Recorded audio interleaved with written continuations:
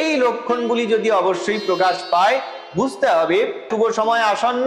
বারবার স্বপ্নের মধ্যে পাহাড় থেকে ঝর্ণা নেমে আসছে, এই ঝর্ণার প্রবাহ দর্শন করা, এটিও কিন্তু ইতিবাচক শক্তির উপস্থিতি বা আপনার সুযোগ্য সময় আসতে চলেছে। চোখ দিয়ে অকারণে ঈশ্বরের সঙ্গে সম্পৃক্ততার সময় যদি জল বেরোয়, এটাও নির্দেশ করে যে নিশ্চিত ঈশ্বরের কোনো লক্ষণ বা আপনার পুজো ফল দান করবে।